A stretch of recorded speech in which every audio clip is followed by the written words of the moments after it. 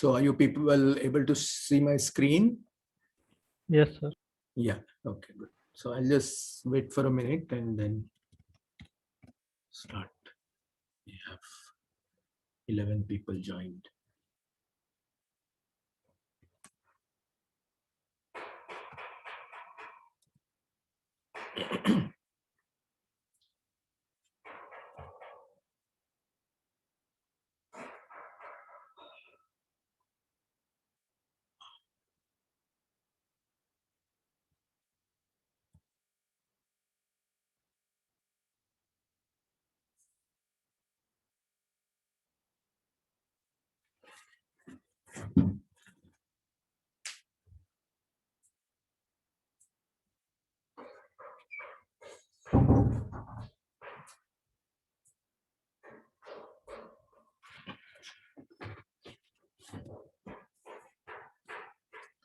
So let's begin.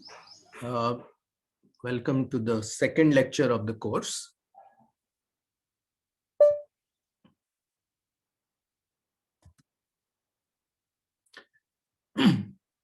So this is where we had left off the last time, where we were trying to talk about the size of the AGN region.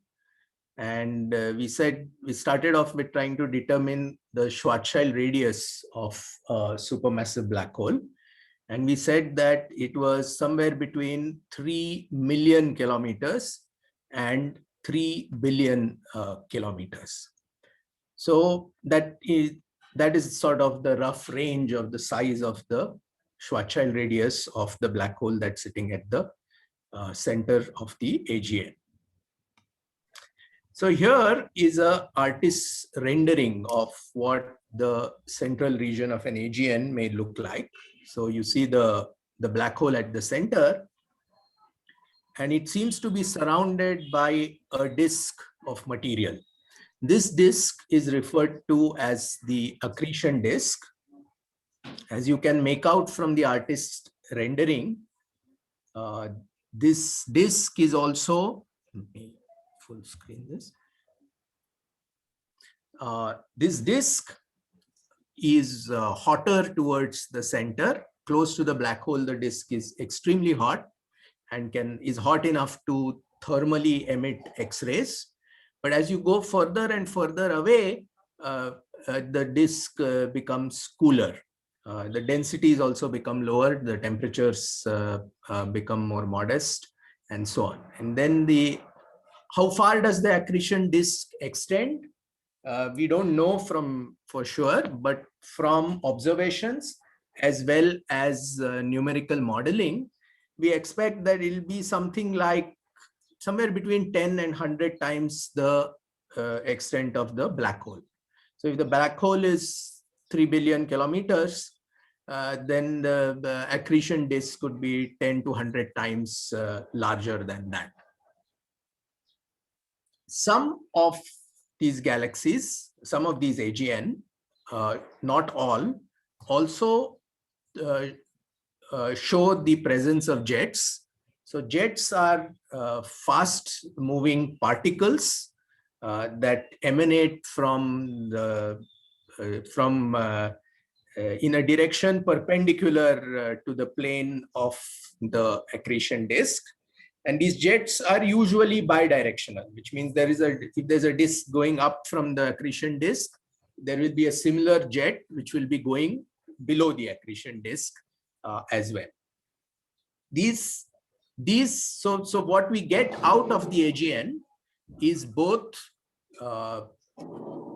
particles in the form of these fast-moving relativistic charge particles which come out in the jet, and photons, okay, which come from the accretion disk, but also come from the jet itself.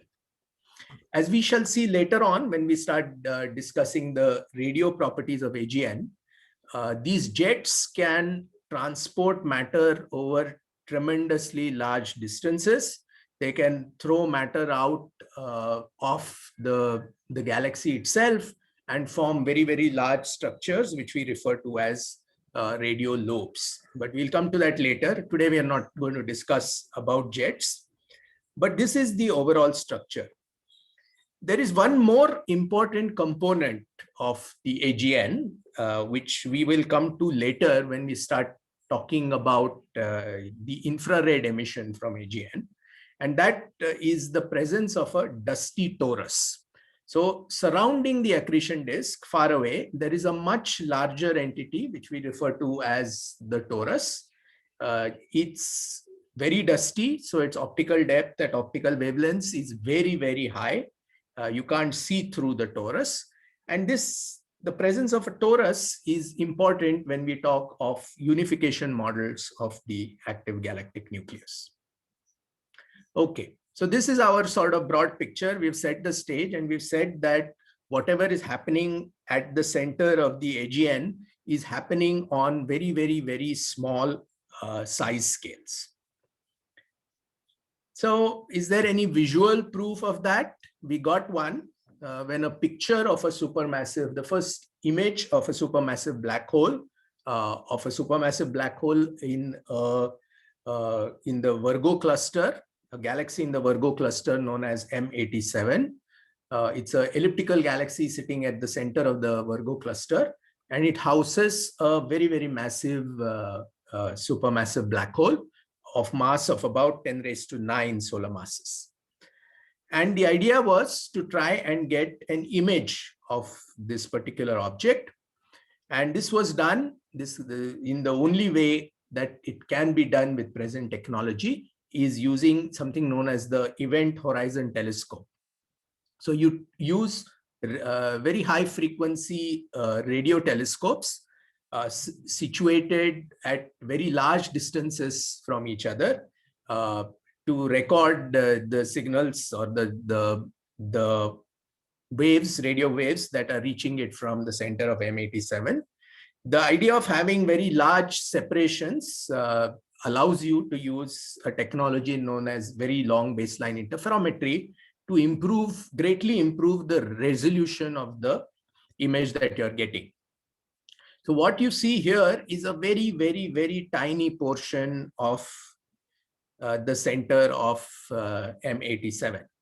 The resolution of this image is 43 micro arc seconds. Okay, this is equivalent to having the ability to resolve a tennis ball if placed on the moon. This is the kind of power that this Event Horizon Telescope has. And what it shows you is a dark region at the center, which is presumably the black hole. Remember that close to the event horizon, the gravity is so strong that light can bend in very strange ways. There's strong lensing effects that you are able to see.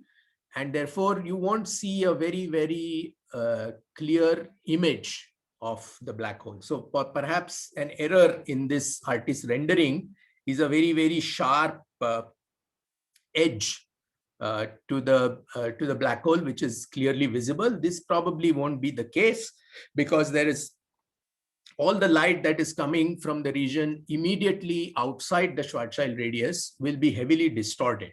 And this is what is causing this kind of distortion is believed to cause a brightening of the emission in the lower part of the image versus the upper part of the image.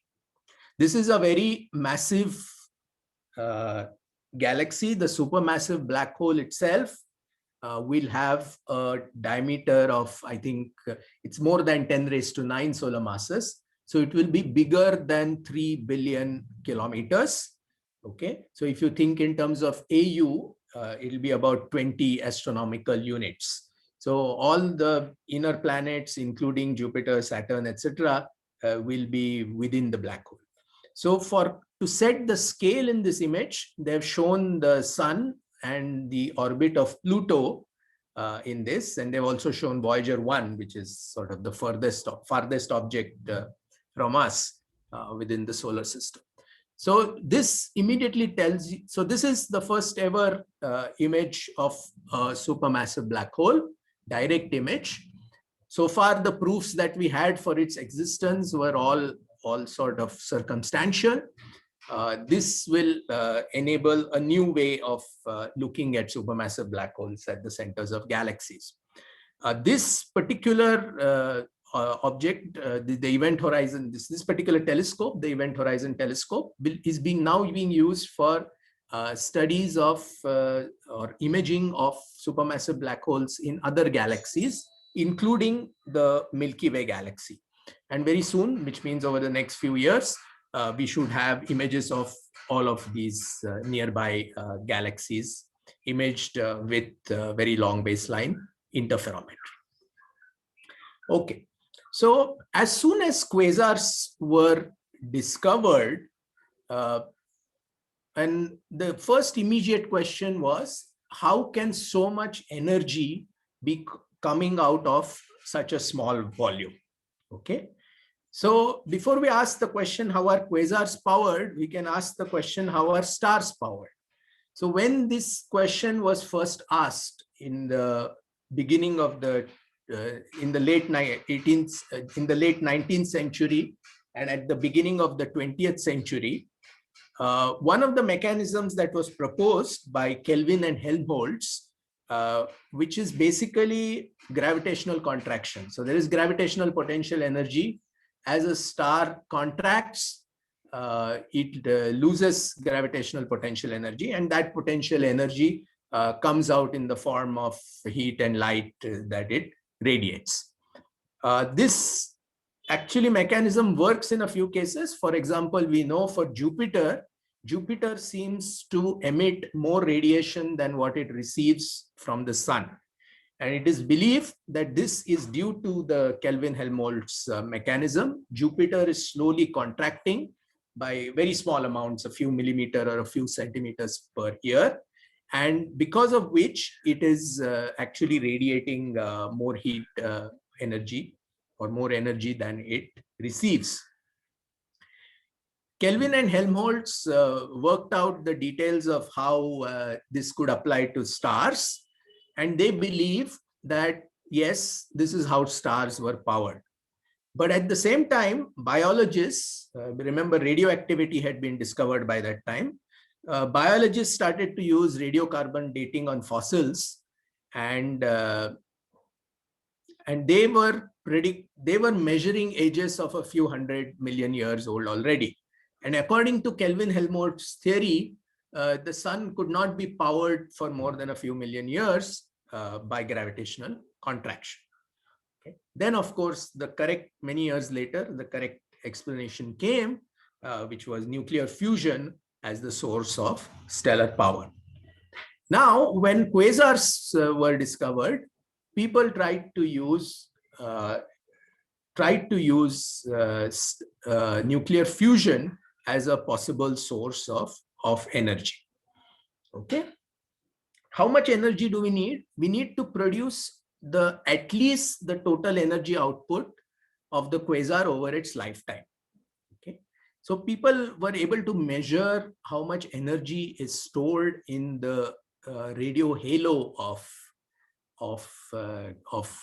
quasars, and they found that energy is very large, 10 raised to 54 joule. So the first requirement of any powering mechanism was that over its lifetime, it should be able to put out 10 raised to 54 joules of energy. Now, this is a problem, because if you want to do it by fusing stars or fusing hydrogen in stars, this corresponds to E equal to mc square kind of mass of 10 million solar masses. But we know that nuclear fusion is only about 1% efficient. So therefore, this would require a starting mass of 1 billion solar masses. Now, packing in 1 billion stars into a very small volume at the center of any galaxy is very difficult. But the gravitational potential energy of 1 billion suns worth of matter getting compressed inside a volume of, say, the solar system is 10 raised to 55 joules. Okay. And therefore, just from this simple energetic argument, one could claim that at the center of AGN, the AGN is powered by a supermassive black hole and not by a total of 1 billion solar masses worth of stars. Okay, so they do have very high masses, but this mass is in the form of a supermassive black hole and not in the form of many stars sitting at the center. So this is a famous statement by Lyndon Bell from 1969. So evidently, although our aim was to produce a model based on nuclear fuel, we have ended up with a model which has produced more than enough energy by gravitational contraction.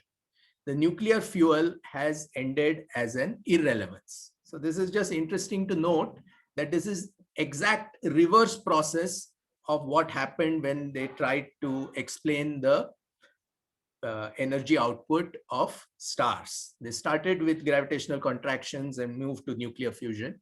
In the case of quasars, they started with nuclear fusion and moved to gravitational contraction. Okay. So now, how bright or luminous are quasars really? So suppose we take 3C273. This is the first quasar that was discovered. It has a redshift of 0.158 with a standard concordance cosmology with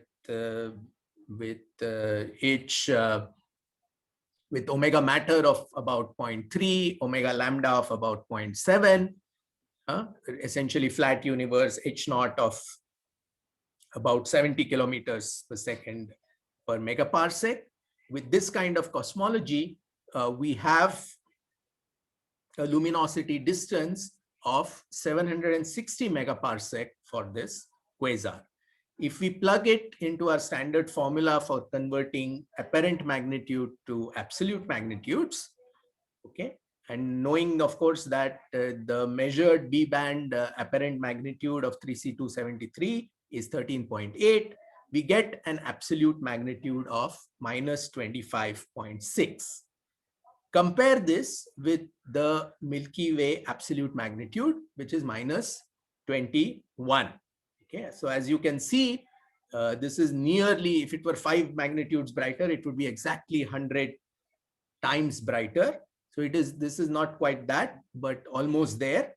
So 3C273 has, in the B band, is approximately 100 times brighter than the Milky Way.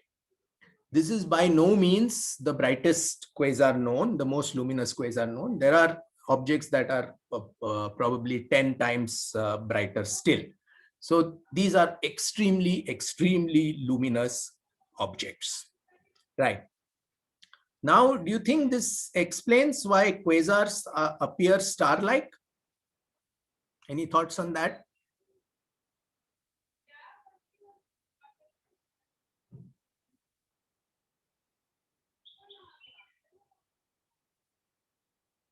Hello?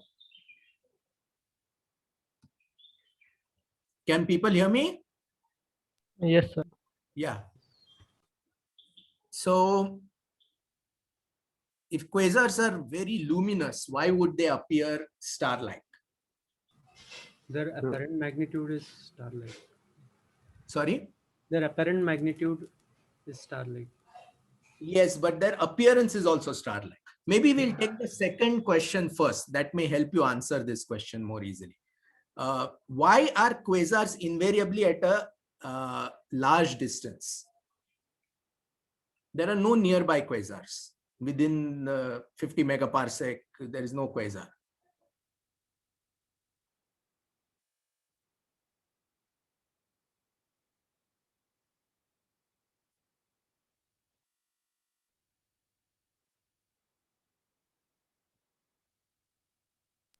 Hello, sir. Yeah, go ahead. Sir, at these great distances, these quasars, in which galaxy they are sitting, they outshine the galaxy. Yes. And we only see the radiation from the quasar. That's why they appear star-like, because they suppresses the light coming from the galaxy itself. Correct. So it's drowning out the light. So think of a very bright searchlight that is pointing at you. And if somebody lights a very feeble candle next to it, you won't be able to see the light from the candle because the light from the quasar is very, very bright. Okay. But this is only part of the explanation. Once we answer the second question, we'll be able to answer this in a better way. Okay. So why are quasars always at great distances? Why are there no nearby quasars?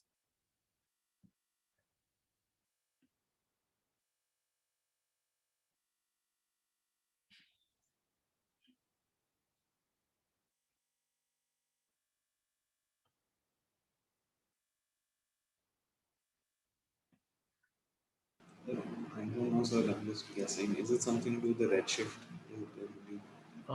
Yes, I mean, not directly. Think about why they're at great distance. Sir, Yeah. so like this 3C273, it showed mostly a hydrogen spectrum. So it suggests that it's made mostly of hydrogen. Yes. And that must have been possible at an early universe. So it's at a high distance from us. No, not really, because hydrogen is abundant not only in the early universe, it's also abundant, quite abundant element in the local universe. Even today, if you just count the hydrogen, there's probably 75–80% hydrogen in our galaxy or in the immediate environment. So that is not the answer. What can you say about luminous objects? Are they going to be very common in the universe or are they going to be rare? Rare. Extremely luminous objects are going to be rare because you need very, very, like extremely luminous stars are very rare, right? Extremely massive stars are very rare. So similarly, extremely bright objects, bright galaxies or bright AGN are extremely rare. Now, does that help you answer why they are at a great distance? Massive stars have shorter lifetime and Yes, no, forget the analogy about massive stars. Now, these quasars have fairly long lifetimes because they're not limited by the fusion timescales.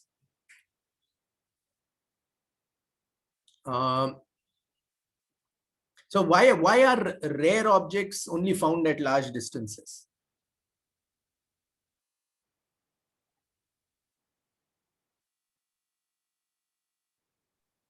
Sir, like, Yeah. I think maybe if it were in our local group, Yes. then it would have been extremely bright and maybe we wouldn't have even survived the product a quasar. So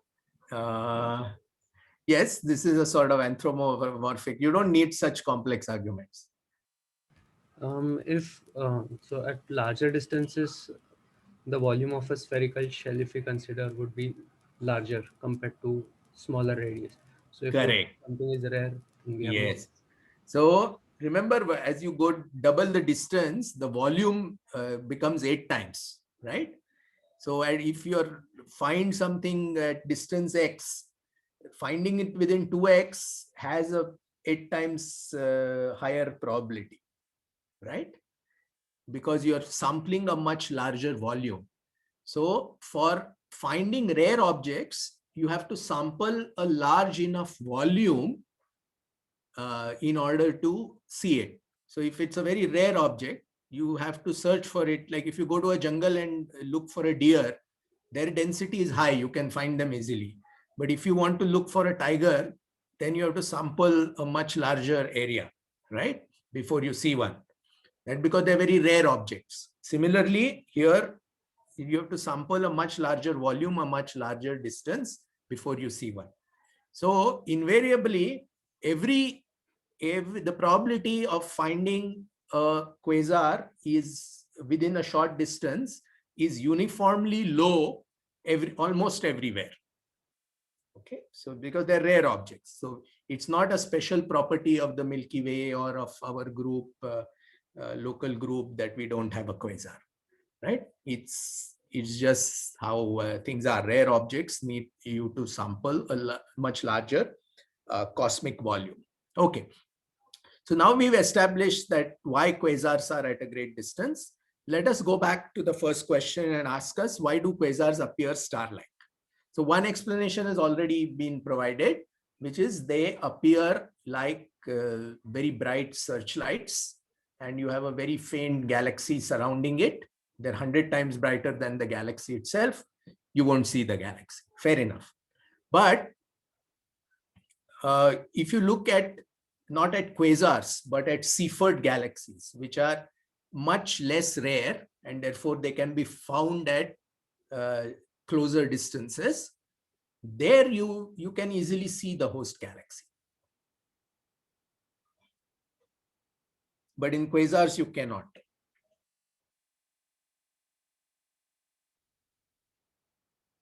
So how does distance make it difficult to see the host galaxy of a quasar?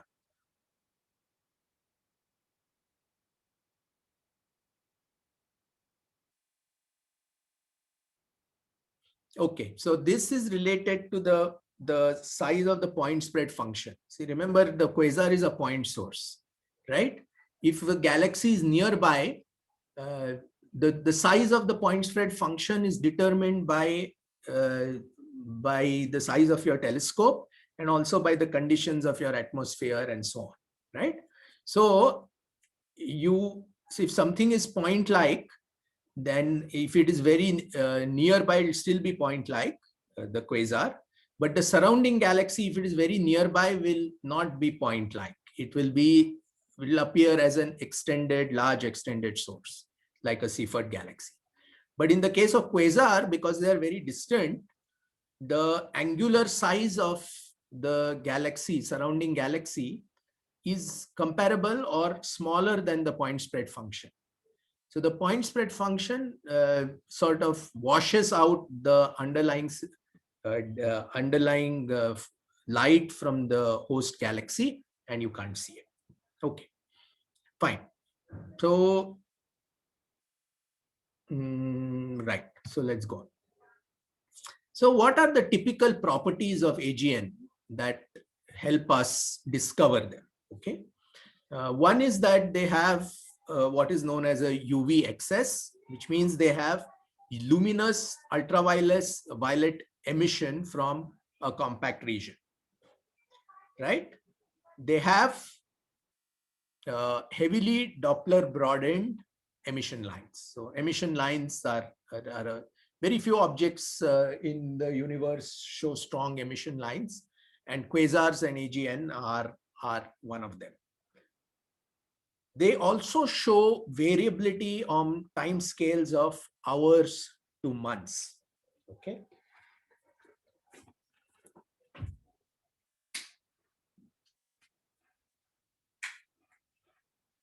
Why is that? Why? Any idea why quasars or AGN may be showing variability on time scales of hours to months?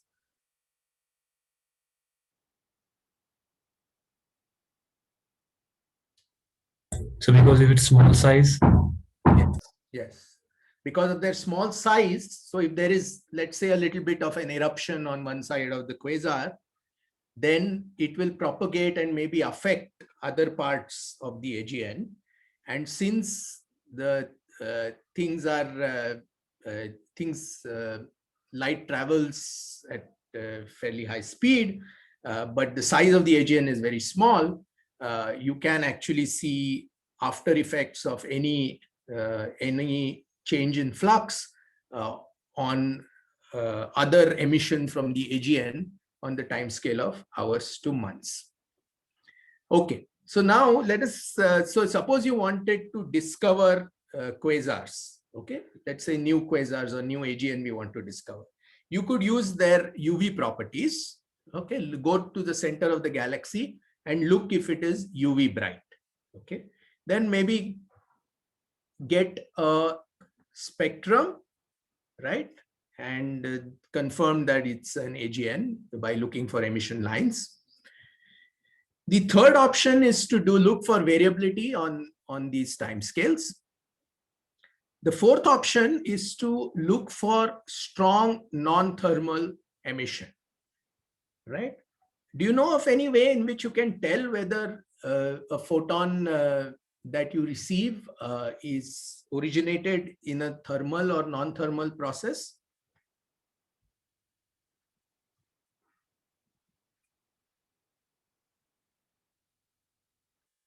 Can you tell an individual photon? I receive a photon from an AGN and I want to tag it as a thermal photon or a non-thermal photon. Can I do that?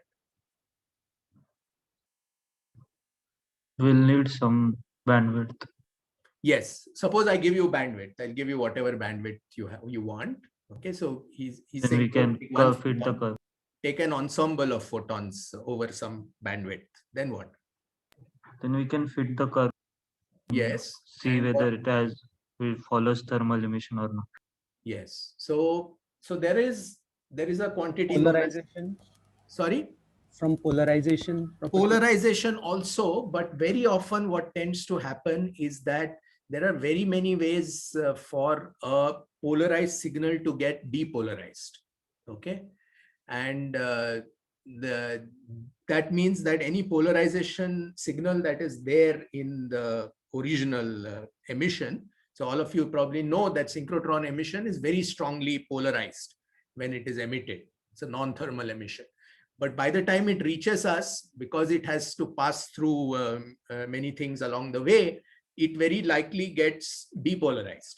So polarization is in principle a good idea, but in practice, because of this, it's not a very workable idea. But certainly the other thing that Yash was talking about, which is you measure the spectrum of emission over some bandwidth and figure out the slope of that spectral energy distribution. And as we shall see later, the spectrum is relatively flat if the emission is thermal, and the spectrum becomes quite steep when the emission is non-thermal. So you could use that as a way of finding AGN. Compact radio core, they have compact radio cores. So that is another way of doing it, which is just do a radio survey, look for compact objects which are very compact in the radio, try to look for their optical counterparts, see if you find a galaxy there, go and take a spectrum, you will have your AGN. In the radio, there are extended linear structures that are seen in the form of jets and hotspots and lobes and so on. So if we had access to those, if you have access to radio data, then yes, one could use those to find new AGN. As we saw, AGN emit at all bands. So if you do an X-ray survey, a gamma ray survey, and so on, you could find new AGN. Only question is, do you find them in large enough numbers for it to be useful? And how many of these are AGN that are unique to X-ray? Are there AGN that only emit X-rays but don't emit strongly in the optical or in the radio? Because if they do, you would have found them earlier anyway.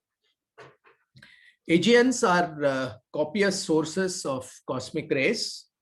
And if you had a telescope that could detect cosmic rays, potentially this is also a new way of finding AGN.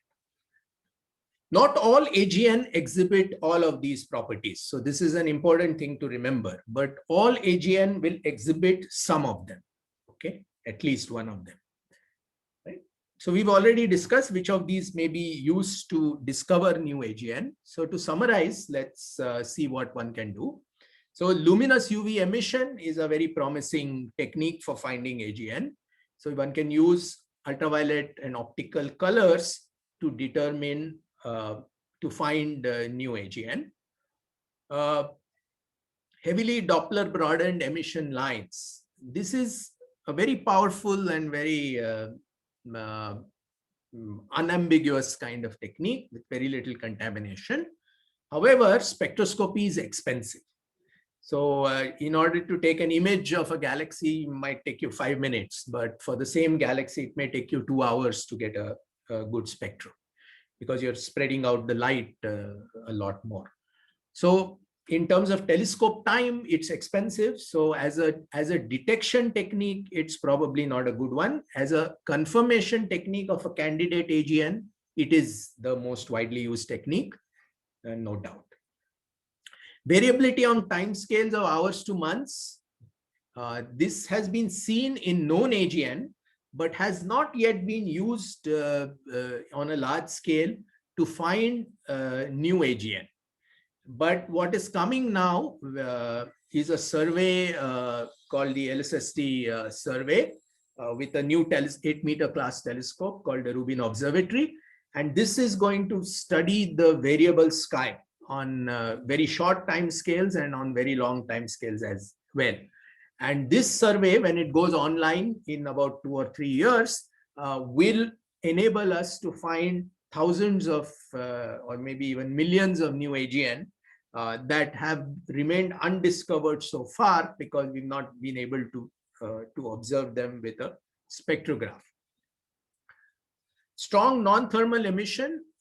This is also a way of finding AGN, particularly AGN that are bright in the radio. So one can use what is called as the radio spectral index to identify candidate AGN, and then again go and get an optical spectrum for confirmation and identify new AGN that way.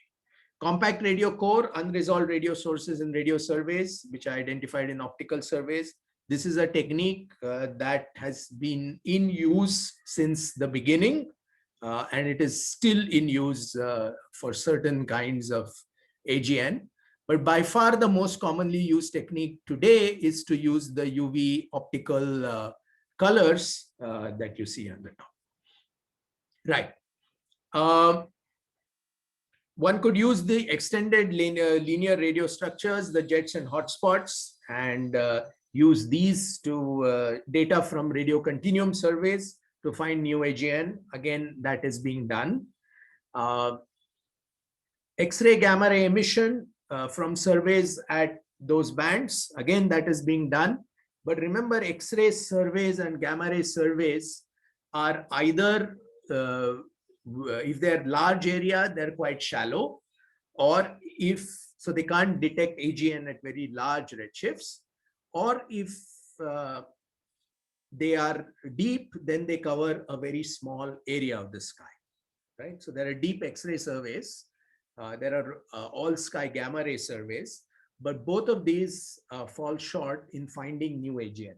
They do help us identify or measure the X-ray luminosities of existing AGN, and that, as we shall see later on in the course, the X-ray emission can help us determine some of the properties of the AGN. Cosmic ray production is difficult to localize because cosmic ray telescopes are not very direction sensitive. That's because very often they don't detect the primary cosmic rays themselves, but they detect secondary showers, cosmic ray showers that are created in the Earth's atmosphere due to a high energy cosmic ray passing through. So that technique is very hard to use in practice to find new AGN. So before we move on, just a quick definition of the spectral index alpha. So in the radio astronomy, you will frequently encounter this quantity. So it's basically the flux nu is proportional to nu raised to alpha. So one assumes that the spectral energy distribution is a power law, which is a very valid assumption in the radio bands. So if alpha is less than -0.5, we say that the spectral index is steep. Otherwise, we say it's flat. So flat doesn't mean really totally flat, but less steep is the idea. Just a quick caution, the sign of alpha may be reversed. So sometimes people write F nu proportional to nu raised to minus alpha, and then the sign of alpha, the value of alpha becomes positive. So you just have to be careful how alpha is exactly defined in a particular research paper. So we are going to use data in this course quite extensively from a survey known as the Sloan Digital Sky Survey. So I'm just going to spend 5 minutes or 10 minutes talking about this survey. So what is this survey? It's the largest freely available homogeneous data set of imaging and spectroscopy that is currently available. The quality is very good, both of the imaging and the spectroscopy. The data processing is done very, very nicely and systematically. And many data products are available, right from raw images and spectra to catalogs of measured parameters. So depending on how deep you want to dig, there are data products available along the way. It was a very large effort. It took a team of about 350 people, 20 years of their life to realize. So it is not something that will be easily redone or replaced. Each data set is precisely defined. The data are freely released, and therefore it's easy to reproduce your results or somebody else's results. And this really helps improve credibility, because you don't have to believe somebody's result. You can download the same data that those people used and redo the analysis and confirm that somebody's scientific result is correct. So for many years before the advent of the SDSS, there was a photographic survey that had been done with the Palomar Observatory Schmidt telescope. And this is an image of a small part of the sky taken with that thing. It was a 2-filter observation. So many years later, of course, all of these photographic plates were digitized using a plate scanning machine. But nevertheless, the quality, of course, was not very good, because this is very, very old technology. Now, this is an image of the same part of the sky taken with the SDSS. So you can see that there is an improvement in resolution. There is an improvement in dynamic range. There is an improvement in sensitivity. You can see fainter objects here than what you can see here. Taken together, this whole digital all-sky digital survey has been a dramatic improvement on what was possible earlier with the digitized sky survey. Sir? Yeah. So what is a homogeneous data set? A homogeneous data set means a data set that is obtained in a very, very uniform way. So for example, if I say that, suppose I'm doing a survey, right? I want to find quasars, right? I'll say that, okay, I will take all radio sources brighter than, say, 100 millijansky, which are point sources, and I'll get spectra for them over a part of the sky. So that's my survey. Now you come up and you say, no, I want to do my own survey. And you use the same idea, but you say, I'm going to now pick quasars, which are, or radio sources, brighter than only 1 millijansky as my candidate sample, right? Now you will find a different set of objects than what I will find. And because of the different selection biases that each of our surveys have, comparing our results will become difficult. But what the SDSS does is that, okay, if you want to find quasars, we'll find them in a uniform way over the entire sky. So that is what makes their data set homogeneous, which means that they have large number statistics, that is one, but also large number statistics with a uniform selection criteria. So as we shall see in this course, and I'm sure you will encounter in other courses, there are many results in astronomy that go away over time. They're proved wrong because those were basically caused by different selection biases in the sample that you chose, right? So the most simple example I can give of a selection bias is, we know that the majority of stars in our galaxy are low temperature stars, stars like our sun and even colder than that, right? So they should be red and yellow in color. But if you look up at the night sky, you see mostly white and blue stars with a few red stars, which are all red giants, which are not even main sequence stars. Why is that? That is because you have a very strong selection bias, which is caused by your flux limit. You are selecting only stars that are easily visible to the naked eye. And those stars are going to be invariably luminous stars. And luminous stars are invariably blue or whitish blue in color. So if you said that I can see only blue stars, therefore majority of stars in the Milky Way are blue, that's a wrong conclusion that you drew from your sample selection bias. So we'll come to that. That's the whole idea of trying to minimize the sample selection bias, or at least have the same sample selection bias. That is also there. It's not that the SDSS does not have any selection bias, but it has the same selection bias for every object in its catalog. Okay, so the original SDSS was imaging and spectroscopic survey of 1/4 of the sky, about 10,000 square degrees. It should be square degrees, not degrees, of sky using a custom designed telescope. This is very important, that this is not just an imaging survey. So the original Palomar Observatory survey just obtained images. They didn't do follow-up spectroscopy of anything. But in the SDSS, they obtained images in 5 filters using a 120 megapixel camera.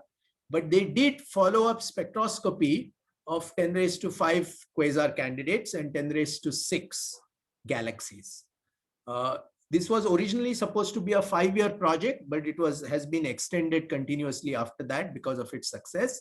So now today, as of today, they have closer to 10⁶ quasars with spectroscopy, and they have more like 10�7 galaxies with spectroscopy.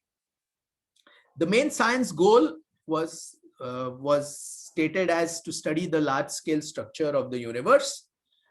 That was the idea, to map the distribution of galaxies in the nearby universe. But they made many other scientific discoveries. Okay, so there is a discovery of the main belt asteroid populations, which I will refer to a little bit later on. They characterize the large-scale structure of the universe using both galaxy clustering by directly obtaining spectra and therefore redshifts and distances to all galaxies, and also by studying absorbers. So as we shall see, and you shall see in great detail in your ISM IGM course, the SDSS discovered a very large number of quasars, which can be used as for quasar absorption line studies, of which Srianand, who's your teacher there, is a world expert. They discovered the imprint of the baryon acoustic oscillations, which had been imprinted in the early universe at the time of the CMB, and they discovered it in the clustering of galaxies in the nearby universe.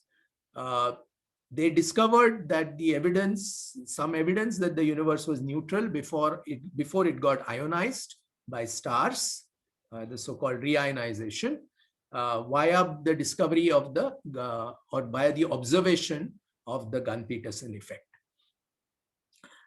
They discovered a new population of optically obscured quasars. These are also referred to as type 2 quasars. We will study obscured objects later on when we talk about unification.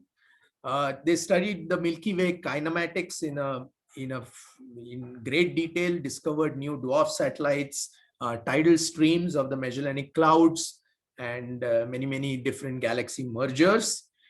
They created a very large sample of type 1a supernovae, which had, of course, many applications to both supernova physics and to cosmology, because type 1a supernovae are crucial to determining the expansion history of the universe. Okay, so this is a quick introduction to the SDSS. We will keep coming back to the SDSS in various contexts. Okay, so I just wanted to give you a quick introduction to that. So let's now come back to discovery of AGN, and we will use quasars as an example, but many of the ideas that I will talk about apply equally well to other classes of AGN. So suppose I say, I give you a project, okay, go ahead and discover some new quasars, right? In 1960, or 1965, what you would do is you would do a radio survey, find compact bright radio sources. You would go and do an optical survey, or maybe you use the digital sky survey data, identify their optical counterparts, shortlist only those objects that appear star-like and are very blue in color in the optical image, right? Then you do that, and then you would go ahead and obtain a optical spectrum. Now, at some point in time, people started thinking, do we need to do the first step? Okay, are there quasars that are not very bright in the radio, but have all the other properties of quasars? Can we do that? And the answer to that was yes. The radio survey was largely redundant. One could identify star-like and blue objects in an optical survey and simply obtain an optical spectrum for them. Now, if you start thinking about this, obviously you will find quasars this way, but could there be any source of contaminants? Can you think of anything?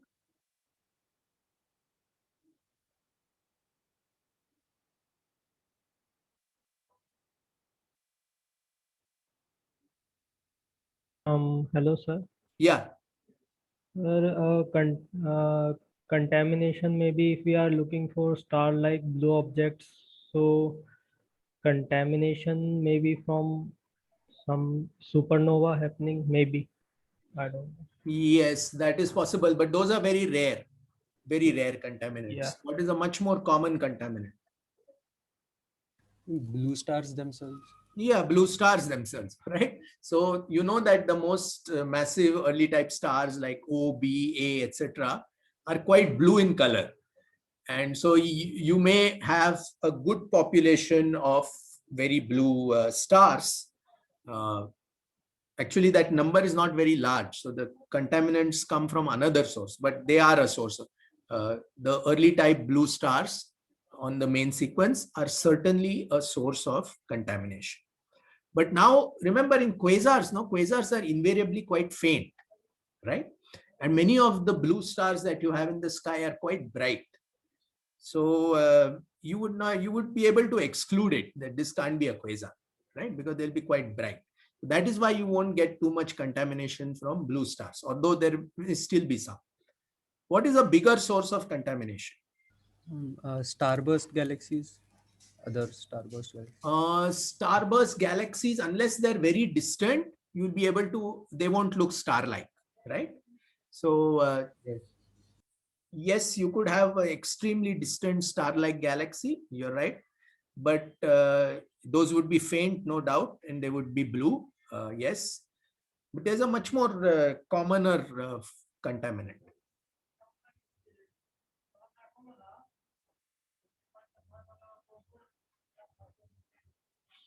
Can you think of any evolved stars that could be contaminants?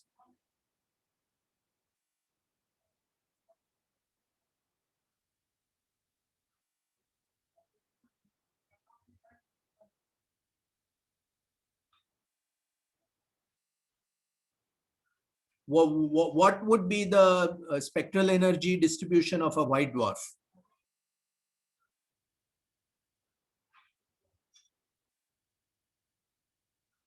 Have you studied this? Do you remember what is the surface temperature of a white dwarf?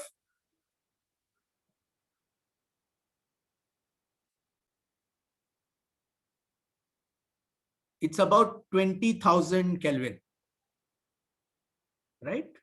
So that could give you a lot of UV emission. Is a white dwarf a black body? Or near black body like the sun? Near black body. Yeah, Yes, Yeah, it is quite nicely, quite well approximated by a black body. So you'll find a lot of white dwarfs, because white dwarfs are very faint, right? They're of course star-like, and they're very blue because their surface temperatures are much hotter than the sun's, right? So you could get and indeed do find a lot of white dwarfs. In fact, the search for quasars has discovered the highest population, or most of the white dwarfs known have been discovered not by looking for white dwarfs, but as contaminants in quasar surveys. Okay, so so the way this is done is that you look for blue objects in a color diagram. Okay, so what is shown here are different colors.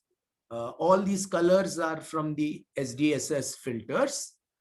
And what is also shown in different colors, so what is shown by the black contours and the black dots are the density contours of stars.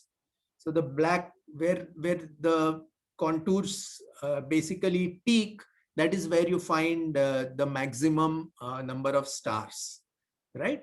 So if you take, for example, this U minus G, G minus R color at the top left, you can see that the peak of stars is somewhere else, and the peak of the quasars, which are in these multiple colors, is somewhere else.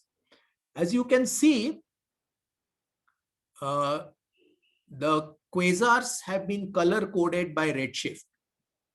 So they don't have, the quasar colors themselves change as you change the redshift. So a color selection strategy that works for low redshift quasars may not work for high redshift quasars, and vice versa. So you have to have independent strategies to look for low redshift and high redshift quasars. Why are the colors of quasars changing dramatically between, say, low redshift and high redshift quasars? Sir, it is because of at high redshift, it is going much due to cosmic expansion. Yes. It is the wavelength that is coming from is shifted from blue to red. Correct. Right. Yeah. So you get very the rest frame that you are seeing is very different from the observed frame of your filter. So if you are using the G filter, you're not seeing the rest frame G for the high redshift quasars.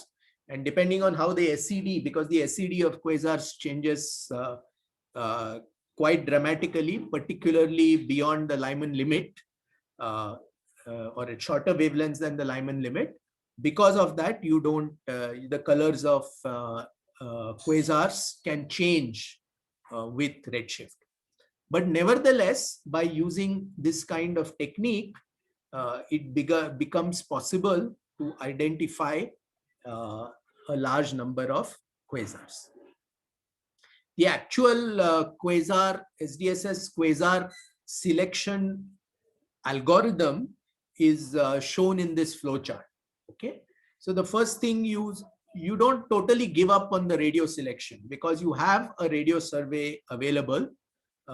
There are all sky radio surveys like the NVSS and the FIRST radio surveys. These give you lots of radio data. So you can, for wherever possible, try to go for radio selection as one of your criteria. Otherwise, you use the color selection technique. And as you can see, there are many tracks that you can take in this flowchart, and they've basically specified how you identify an object as a quasar. You don't identify it as a quasar, you identify it as a quasar candidate, which means this is an object that you want to get a spectrum of to confirm whether it's a quasar or not. And there are multiple different, so there is a UGRI selection, there's a GRIZ selection, and so on. And at the end of it, you get a catalog of quasars.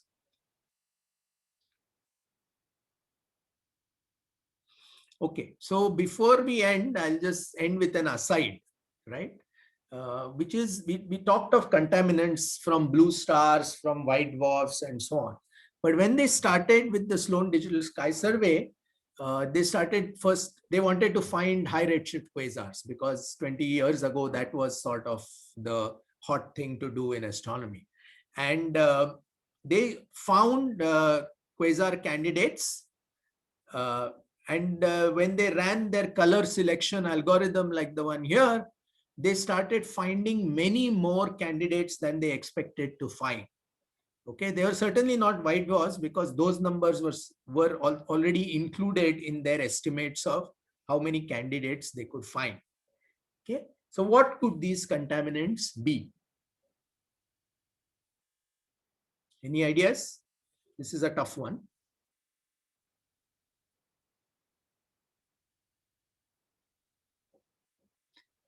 These contaminants turned out to be not stars, but moving objects, asteroids.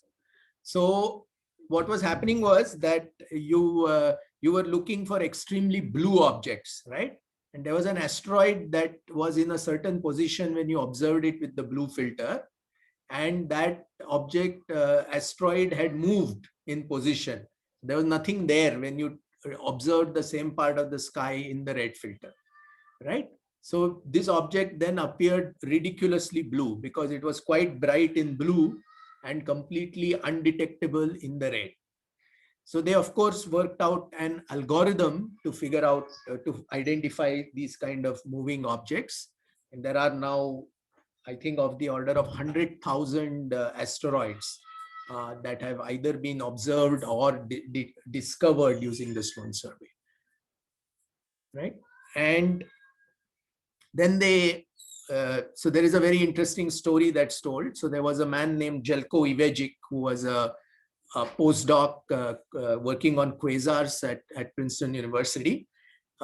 He wanted to find high redshift quasars. Instead of that, he found a lot of asteroids.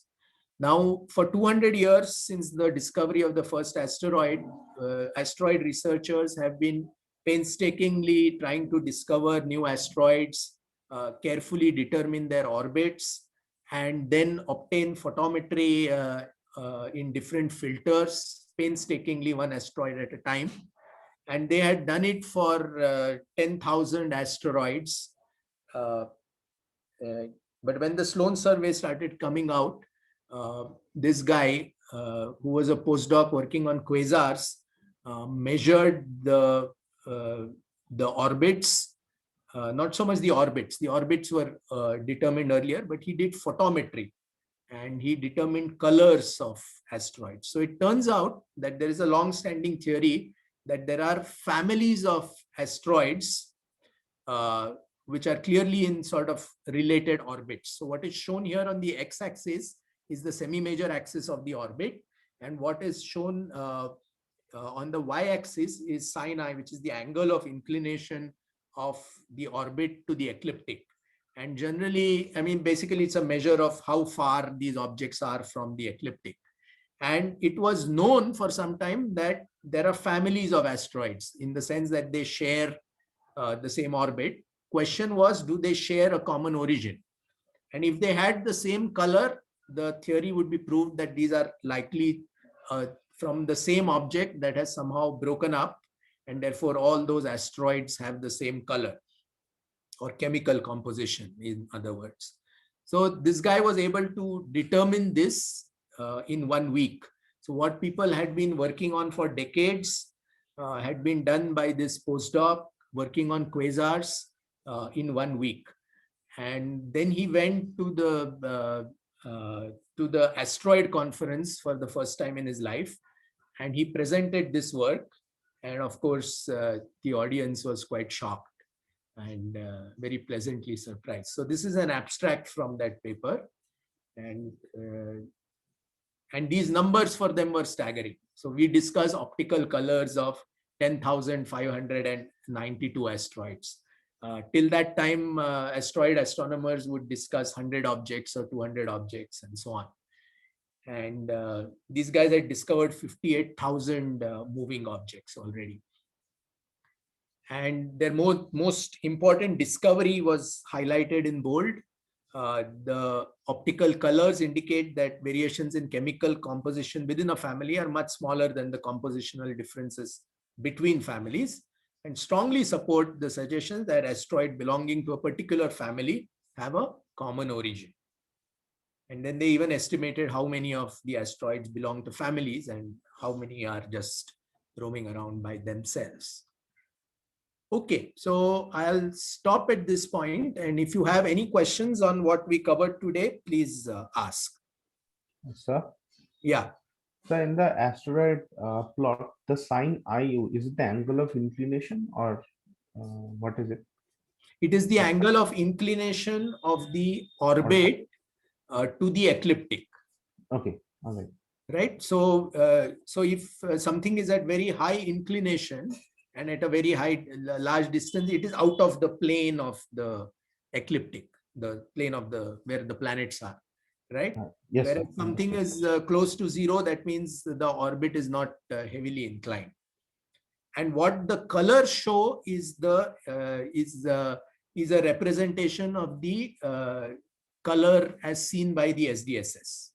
So that blue, magenta, of course, it's all artificially coded. They don't represent real colors, but it's just a mapping from the SDSS colors to some representational blue, green, orange, etc. So the key thing to notice here is that objects, all green color objects seem to be together, all magenta colored objects seem to be together, and so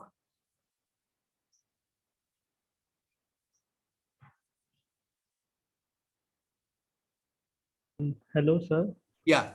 Sir, what is meant by the composition of an asteroid? See, there are asteroids which are iron rich, and there are asteroids which are sort of iron poor, and they have very, very different colors. So when you look at them, they look different. Also, some asteroids are coated with water ice.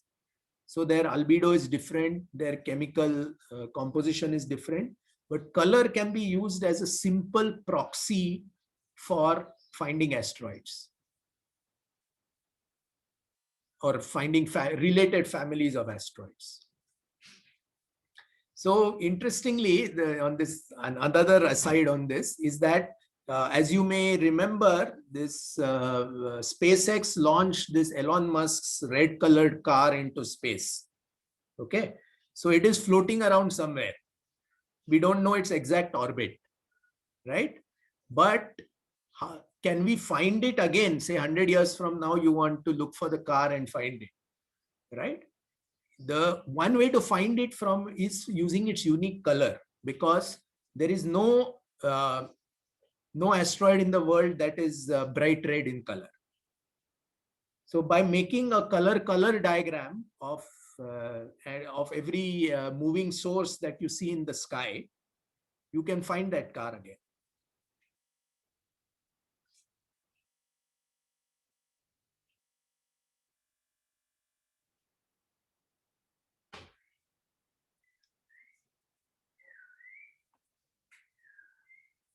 Okay. Are there any further questions? Hello, sir. Yeah. Sir, in this graph, there are some black lines along the black vertical lines. Correct. In which there are nothing. Why is that? I don't know the answer to that question. Okay.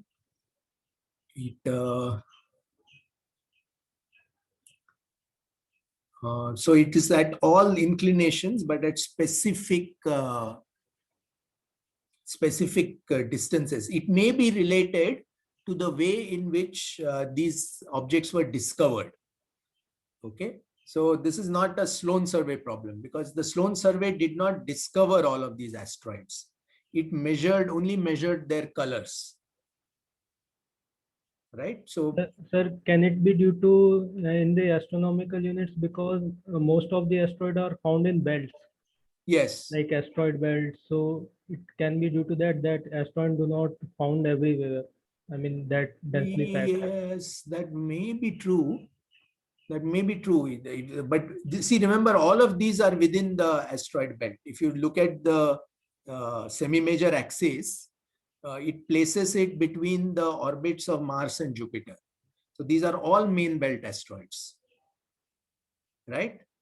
But we don't know why there is a gap. I mean, I don't know whether there are gaps in the main belt asteroids.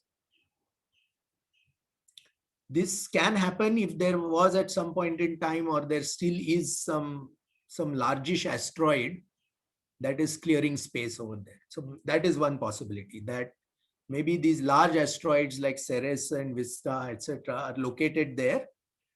And if there's a large asteroid, then it gravitationally either scatters smaller asteroids, or it attracts them and collides with them and merges with them. So that may be the main reason here. So one should check if at 2.5 AU and at about 2.8 AU there are big asteroids.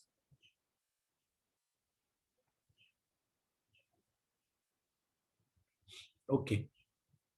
Any other questions on AGN, for example? I mean, we've been talking about asteroids, which is a side.